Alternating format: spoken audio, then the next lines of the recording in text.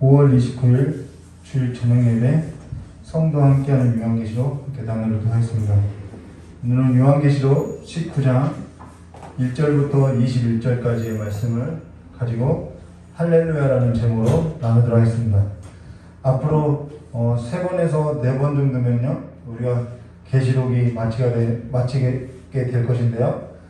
계시록을 마치게 되면은 저희 여러분하고 이제 유튜브 말고 그냥 비공개로 신학적인 주제를 가지고 주일 저녁 예배는 함께 여러 가지 주제를 가지고 나누도록 하겠습니다.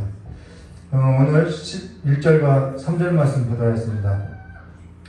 2일 후에 내가 들으니 하늘에 허다한 무리의 큰 음성 같은 것이 있어 이르되 할렐루야 구원과 영광과 능력이 우리 하나님께 있도다.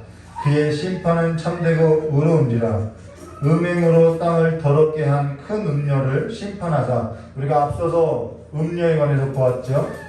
음녀를 심판하사 자기의 종들을 피를 그 음녀의 손에서 갚으셨도다 하고, 두 번째로 할렐루야 하니 그 연기가 세세토록 올라가더라. 우리가 이 모든 개념은 앞에서 계속해서 봐왔던 거죠. 그래서 오늘은 여기에 새로운 개념이 하나 나오는데 그 개념이 뭐냐면 할렐루야라는 개념입니다. 근데 할렐루야라는 것은 성도 간의 인사로서 자주 사용되는데요. 이 할렐루야라는 단어는 너의 하나님을 찬양하라 라는 뜻이라는 거예요. 너의 하나님을 찬양하라. 당신의 하나님을 찬양하세요 라는 뜻이라는 것입니다. 그리고 구약에는 이 시편에 이 할렐루야라는 단어가 자주 쓰여져 있고, 신약에는 어디에만? 계시록에만. 오늘 우리가 함께 나눈 이 계시록 19장 1절부터 10절에만, 신약계는 다른 곳에는 안 나와 있어요. 이 계시록 19장 1절부터 10절에만 4번 이 할렐루야가 기록되어 있다는 것입니다. 그러면 할렐루야에 있어서 어떤 때에 쓰여지는지에 있어서 우리가 이 계시록에 기록된 것을 보면요. 첫 번째, 할렐루야 구원과 영광과 능력이 우리 하나님께 있도다라고, 이 구원과 영광과 능력 하나님께 있다라고, 이 할렐루야가 처음에 쓰여지는 목적이 뭐냐면은, 첫째는 하나님을 높인다라는 거예요. 하나님을 높인다라는 거예요. 하나님을 이렇게 칭송한다라는 것이 칭송할 때 쓰인다라는 것입니다. 하나님을 높인다라는 것은 하나님께 합당한 가치를 돌려드린다라는 거예요. 하나님께서 우리를 구원하셨고, 그렇기 때문에 그분에게 합당한 영광을 돌려드린다. 그것이 칭송이고 그것이 찬양이라고 하고, 합당한 가치를 올려드리는 것이 뭐냐고 하냐면 예배라고 한다는 것입니다. 그래서 저와 여러분이 앞서서도 우리가 어린 양이 찬양받기에 합당하다라는 그런 것을 우리가 나눴죠. 그래서 저와 여러분의 삶이 예배가 되어야 한다는 것은 무엇을 말하냐면, 우리의 삶으로서 하나님을 찬양하는 노래가 되어야 한다는 것입니다. 그래서 우리가 찬양하는 것도 찬양이지만은 내 삶이 하나님을 노래하는 노래가 되어야 한다는 것을 말했다는 것이죠. 그것이 예배라는 것입니다. 오늘 저와 여러분의 삶이 하나님을 찬양하는 노래가 아니라 다른 삶으로서 우리가 노래되어지고 있고 연주가 되어지고 있는 삶이라는 것은, 그것은 예배가 아니라는 것이죠. 하나님의 은혜로 구원함을 입은 자들의 거룩한 삶이라는 것은 어디에 있냐면은 하나님께 감사하는 삶, 하나님을 높이는 삶, 하나님을 찬양하는 삶에 있다는 것입니다. 그것을 가리켜서 예배라고 한다는 것이죠. 그래서 찬송이라는 것은 하나님께 은혜 입은 자의 삶에 나타나는 구별된 삶을 말한다는 것입니다. 그래서 하나님의 은혜 입은 자들이 바로 하나님을 예배하게 된다는 것이죠. 둘째는 이 할렐루야라는 두 번째는요, 그의 심판은 참되고 의로운지라. 음행으로 땅을 더럽게 한 큰 음녀를 심판하사 자기 종들의 피를 그 음녀의 손에 갚으셨도다라고, 여기 2절 말씀에 보시면은 심판을 말하죠. 그의 심판이 의롭다. 이것이 그분을 찬양한다는 것입니다. 첫 번째는 구원을 말하고, 두 번째는 심판을 말할 때 할렐루야라고 말한다는 것이죠. 당연히 심판은 하나님의 백성들이 받는 것이 아니라 큰 음녀와 그 아래에서 더불어서 음녀의 밥상에서 먹고 살았던 이들이 땅의 백성들이 받게 될 것을 말해준다는 것입니다.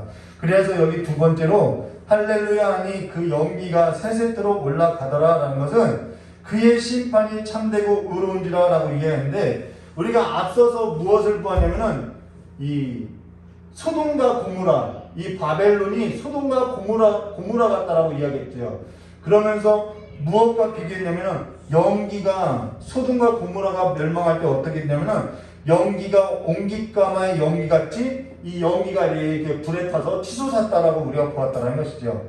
그것처럼 두 번째 할렐루야라는 것은 그 음녀가, 큰 바벨론이 심판을 받게 돼서 소돔과 고모라가 멸망할 때 큰 연기가 옹깃가마의 연기처럼 올라가듯이 그것이 심판되어서 할렐루야라는 것입니다. 자, 그러고 나서 세 번째로 보면요, 5절과 6절 말씀 보시면은 보좌에서 음성이 나서 이르시되 하나님의 종들 곧 그를 경외하는 너희들아, 작은 자나 큰 자나 다 우리 하나님께 찬송하라 하더라.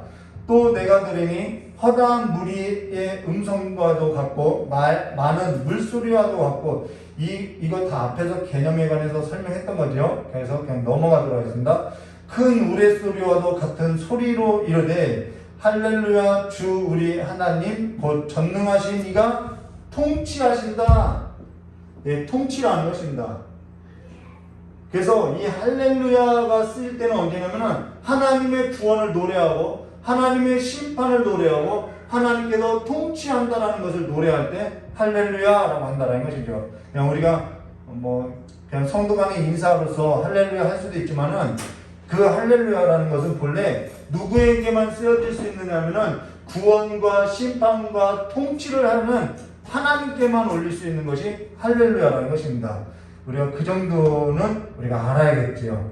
그래서 주께서 통치하신다는 것입니다. 세상이 왕노릇하는 것 같아도 주께서 통치하신다는 거예요. 그래서 성도들은 마땅히 하나님 앞에 그 하나님의 통치에 있어서 주를 찬양하게 된다는 것이죠. 그 찬양을 할 때 모든 어둠의 권세가 어떻게 된다면 두렵고 떨리게 된다는 것입니다. 옥토의 문이 열리게 된다는 것이죠. 그래서 찬양하라는 거예요. 어둠의 권세가 물러간다는 것입니다. 하나님께서 통치하신다라는 고백으로서 찬양한다는 것입니다. 그래서 성령의 충만함을 받으라라는 그 삶에 있어도, 그 성령의 충만함이라는 것은 성령의 지배 아래 두고 살아가는 삶을 말하는데, 성령의 지배 아래 두고 살아가는 삶에 있어서 가장 중요한 특징이 뭐냐면 시와 찬미로 하나님을 찬양하며 그에게 복종할지어다 라고 말하고 있다는 것이죠. 자, 그래서 우리가 조금만 생각해보면요, 이스라엘이 광야길에서 약속을 바라고 다시 광야로 들어가게 된 까닭이 어디 있냐면은, 이렇게 그들이 하나님의 약속을 받았지만은 그들이 다시 광야로 들어가게 된 까닭은 주일 설교에도 말했던 것처럼 그들 자신이 하나님께 삶을 두지 않냐고 악평하고 40년 그러면서 40년을 방황 생활했다라는 거죠. 한 입으로 하나님을 찬양하며 한 입으로 저주하더라는 것입니다. 근데 그들이 약속을 정탐했을 때 그들의 보고가 잘못된 보고냐 틀린 보고냐 전혀 아니라는 거예요. 그들은 사실을 보고했고 전혀 틀리지 아니하는 보고를 했다라는 것입니다. 근데 그것이 문제라고 이야기했죠. 그들이 틀린 말이 하나도 없으니까 그들은 그들 자신을 옳다고 믿었다라는 것입니다. 그러나 우리가 옳다고 생각하는 것은 무엇이냐면은 하나님께서 구원하시고 하나님께서 심판하시고 하나님께서 통치하신다, 이 사실을 믿고 살아가는 것이 옳은 삶이라는 것이죠. 하나님이 옳다라는 것입니다. 근데 그들은 그들 자신이 옳다고 했던 것에 있어서 자신들의 지혜를 의지한 것으로서 넘어지게 되었음을 말해주겠다는 것이죠. 그러면서 다시 광야로 들어가서 40년을 허비하고 방황하게 됐는데, 성령의 충만함을 받으라 라는 말은 바로 그 방황의 세월을 끝내라 라는 것을 말해주겠다는 것입니다. 하나님의 지배 아래 너의 삶을 두라라는 것이죠. 그래서 방황이라는 것은 하나님의 삶을 두지 않은 것, 모든 삶의 형태를 방황이라고 한다는 것입니다.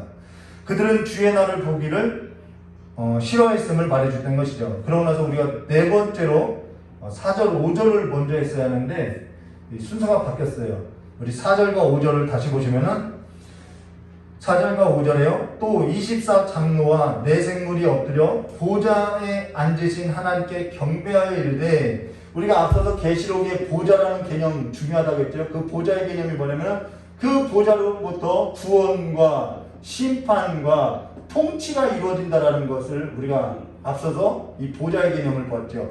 그래서 그 보좌에 합당한 영광을 올려드리는 것이 할렐루야라는 뜻이라는 것입니다.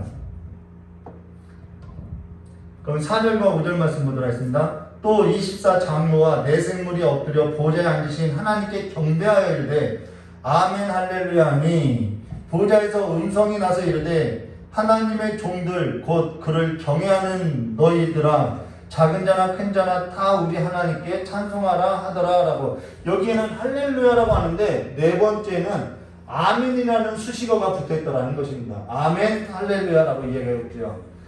여기 아멘이라는 것은 무엇을 말하냐면요, 우리 자주 아멘 아멘 하죠. 이 아멘은 너무나도 중요하다는 거예요. 이 아멘이라는 뜻은 내가 하나님께서 그렇게 하실 줄을 내가 믿습니다 라는 거예요. 그래서 아멘 아멘 하는 것은요, 우리의 신앙 고백과도 같다라는 것입니다. 그러면은 여기서 아멘이라는 것은 내가 하나님께서 그렇게 하실 줄을 내가 믿습니다 라는 것은 무엇을 말하면 그 뒤에 수식어가 할렐루야가 있지요. 그러면은 하나님께서 구원을 베푸시고 하나님께서 심판하시고 하나님께서 통치하실 것을 내가 믿습니다. 아멘 할렐루야. 그 보좌의 영광이 있습니다 라는 고백이라는 것입니다.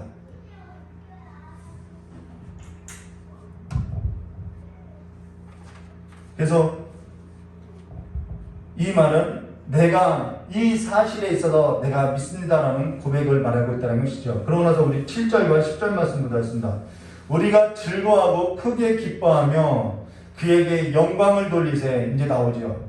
자, 영광을 돌리는데 어디에 돌려요? 어린 양의 혼인 기약이 이르렀고, 이제 정말 주님 오실 때가 다가온 것 같아요.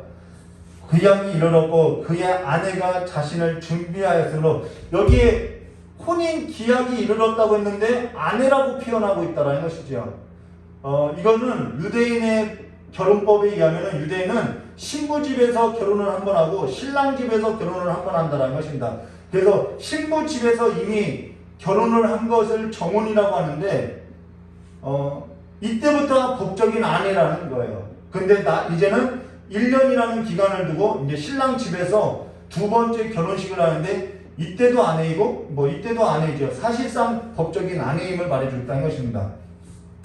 자, 그에게 빛나고 깨끗한 세마포 옷을 입도록 허락하였으니 이 세마포 옷은 성도들의 옳은 행실이로다 하더라. 천사가 내게 말하여 기록하라. 어린 양의 혼인잔치에 청함을 받은 자들은 복이 있도다 하고, 또 내게 말하되 이것은 하나님의 참되신 말씀이라 하기로 내가 그 발 앞에 엎드려 경배하려 하니, 그가 나에게 말하기를 나는 너와 및 예수의 증언을 받은 내 형제들과. 자, 형제들은 누구예요? 예수의 증언을 받은 자들이 형제들이라는 것입니다. 내 형제들과 같이 예수의 증언이 뭐예요? 신앙 고백이라고 우리가 앞서서 공부했죠. 내가 예수를 믿는 그 신앙 고백. 하나님께서 구원하시고 하나님께서 심판하시고 하나님께서 통치하십니다. 아멘 할렐루야라는 신앙 고백이 있는 것이 예수의 증언이라는 것입니다. 예수의 증언을 받은 내 형제들과 같이 된 종이니 삼가 그리하지 말고 오직 하나님께 경배하라. 예수의 증언은 예언의 영이로다 하더라 라고. 여기 이제는 혼인잔치, 어린 양의 혼인잔치, 혼인기약이 이르렀다는 것입니다. 근데 여기 빛나고 깨끗한 세마포 옷을 입도록 허락하였으니 이 세마포 옷은 성도들의 옳은 행실이라고. 옳은 행실이라는 것은 법적인 용어라는 거예요. 우리 주일 설교에도 언약 체결을 했다라고 이렇게 이야기했죠. 그 언약 체결에 관한 법적인 용어라는 것입니다. 우리가 어떠한 행실을 말하는 것이 아니라 하나님께서 너는 깨끗하다라고 선언해주는 법적인 구속력을 말한다는 것이죠.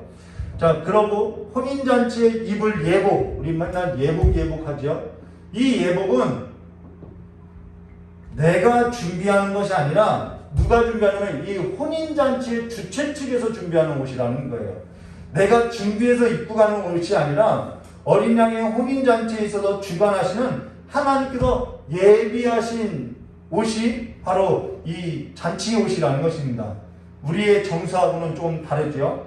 이 유대인은 그 혼인 잔치의 주최 측에서 예복을, 손님들의 예복을 준비해서 내어준다라는 것입니다. 자, 그리하여서 오늘 이 예복, 하나님께서 준비하신 옷이 뭐냐면은 성경으로 이렇게 말하죠. 그리스도의 옷을 말한다라는 거야. 하나님께서 준비하신 옷은 가지고 쓰임을 창세기 때부터 말해주고 있다는 것이죠. 그래서 오늘 그리스도의 옷을 입지 아니하고 벌거벗은 몸에 있어서 가리지 아니하고 않으면은 어떤 사람도 이 혼인잔치에 들어갈 수 없다는 거예요. 그리스도의 피로 씻겨지는 옷이 아니면은 하나님의 그 잔치에 들어갈 수 없음을 말해줬다는 것입니다. 자, 그러고 나서 11절 말씀 볼까요? 궁금한 것은, 제가 빨리빨리 진행하고 있는데요. 궁금한 것은 모르겠다 하는 것은 여러분들이 저에게 개인적으로 물어보시길 바랍니다. 자, 11절 말씀 보도록 또 내가 하늘이 열린 것을 보니 보라 백마와 그것을 탄 자가 있으니, 자, 예수님께서 이제는 신랑 되신 예수님께서 오시고 있어요. 그 이름은 충신과 진실이라는 것은 진리를 말하죠. 그의 이름은 진리라는 거예요. 근데 충신이 뭐냐면은 그의 진리에 있어서 끝까지 이루신다라는 거예요. 그가 공의로 심판하며 싸우더라라고 이야기죠. 우리의 삶에서도 혼자 두지 아니함을 말하고 있다는 것입니다. 여기 하늘이 열린 것을 보니 보라 백마가 백마와 그것을 탄 자가 있으니 그 이름은 충신과 진실이라 승리자로서 온다라는 것입니다. 로마의 개선장군은 백마를 타고 온다라는 거예요. 그것을 인용했다라는 것이죠. 오늘 저와 여러분이 우리의 소원이 어디에 있어야 하냐면요, 바로 승리자가 오는 것을 기다리는 삶에 우리의 소원이 있어야 한다는 거예요. 우리의 소망이 거기 있다는 것이죠. 오늘 백마와 그 탄자가 올 때 어떤 사람은 구원을 받고 어떤 사람은 심판을 받게 된다는 거예요. 그러면 어떤 사람이 구원을 받게 될까? 그것은 백마와 그것을 탄 자의 올 것에 관해서 소원을 갖고 살아가는 자들이 그 잔치에 참여한다는 것이죠. 예수 그리스도의 피 뿌린 그 피로써 씻김을 받고 예수 그리스도의 옷을 입고 예수 그리스도를 기다리는 자들이, 그 마음에 소망하는 자들이 백마와 그것을 탄 자가 올 때 바로 그와 함께 살 것을 말하고 있다는 것입니다. 근데 어떤 사람은 백마와 그것을 탄 자가 오는 것을 싫어하거나 두려워한다는 것은 그가 그리스도의 옷을 입고 살았던 삶이 아님을 나타내고 있다는 것이죠. 그래서 성도에게 있어서 자유라는 것은 우리가 주일 설교에도 얘기했는데요, 모든 가능으로부터 자유라는 거예요. 근데 모든 가능으로부터 자유라는 것은 무엇을 말하냐면 거룩성을 말한다는 것입니다. 거룩함이라는 거예요. 무슨 말이냐면은 저와 여러분이 예수하고 혼인하기 전에는 모든 것으로부터 가능했다는 것입니다. 뭐 이것을 해도 저것을 해도 가능했다는 거예요.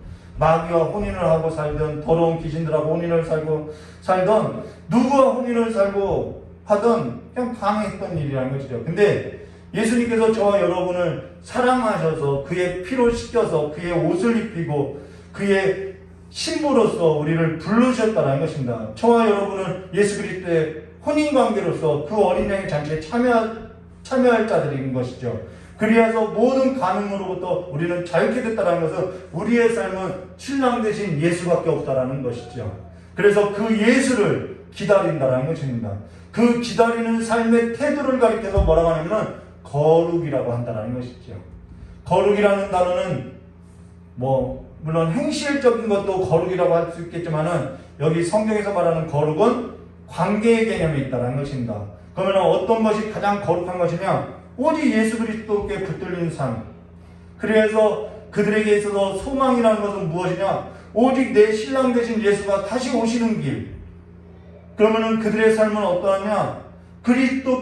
그리스도로부터 옷을 입고 그리스도가 오시기를 바라면서 삶을 정결하게 살아가는 것, 그것을 말한다는 것입니다. 그래서 제가 가장 소설 중에서 이렇게 중요하게 생각하는 것이 그 춘향이라고 했죠. 춘향이가 그 신랑을 기다리는 그 삶이 마치 복음서와 같다라고 이야기했었다는 것입니다.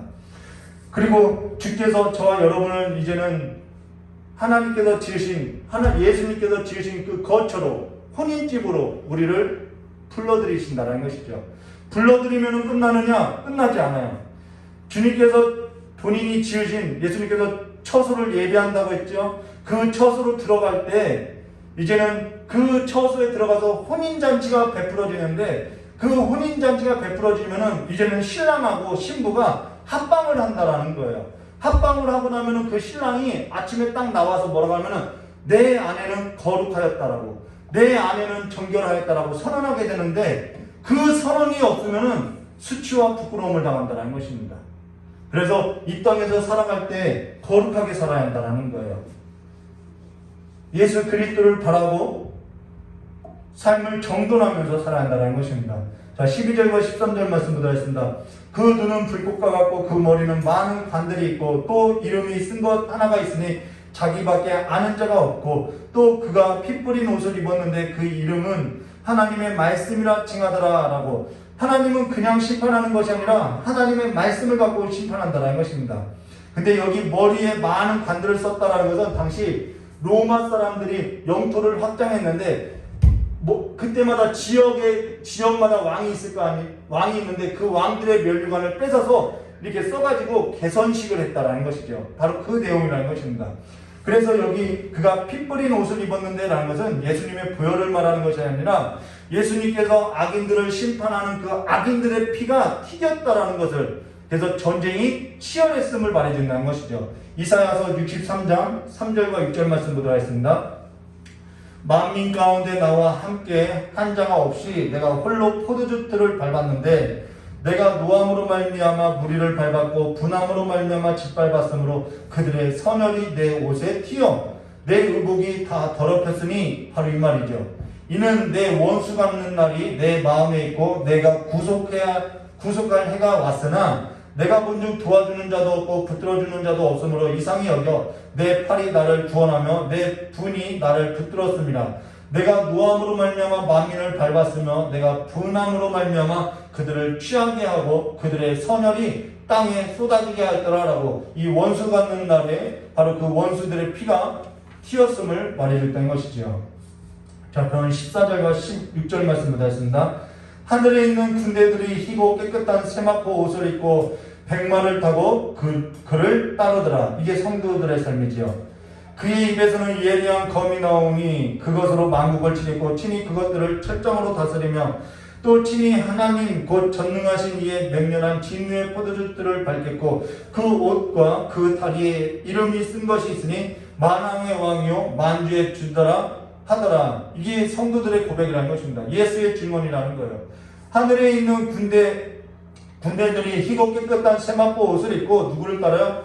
백마를 따고 그를 따르더라라고, 그를 따르고 있음을 말해줬다는 것입니다. 근데 그와 달리 17절과 21절을 말씀해 보시면은 이런 말이 있죠.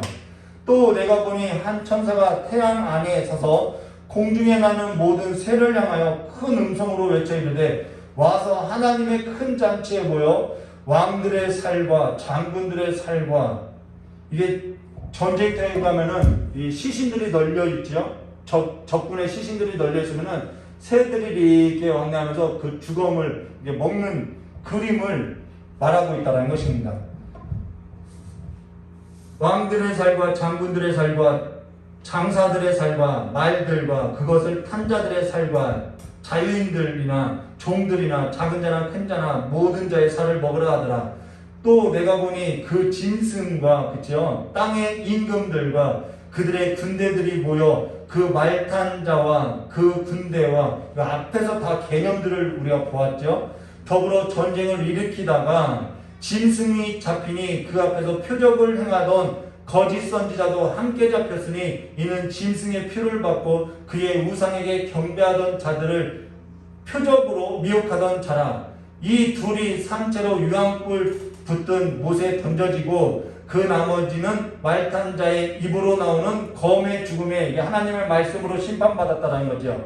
모든 새가 그들의 살로 배불리 먹더라라고 이해한다는 것입니다. 그들이 심판을 받고 그들의 삶이 얼마만큼 처절하게 되는지를 보여준다는 것입니다.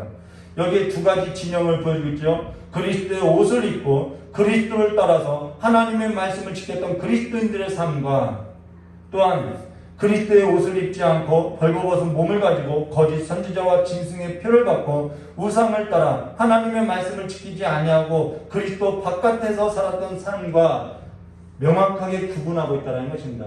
그래서 예수 그리스도 안에서 사느냐 예수 그리스도 바깥에 사느냐 그걸로서 결론 난다는 것입니다. 방주도 마찬가지요. 방주 안에 있는 자만이 하나님의 심판에서 건져졌음을 우리가 기억해야 하는 거죠. 그리스도의 옷을 입고 그리스도를 따라서 하나님의 말씀을 지켜내는 거룩한 신부로서 영원토록 영원한 생명 가운데 살아가시기를 주님의 이름으로 축원합니다. 이게 우리의 성도의 참된 신앙이며 소망이라는 것을 여러분 기억하시고 살아가시기를 주님의 이름으로 축원합니다. 이 시간 우리 이경진 목사님 나오셔서 기도하고 나서 자유롭게 기도하고 돌아가도록 하겠습니다.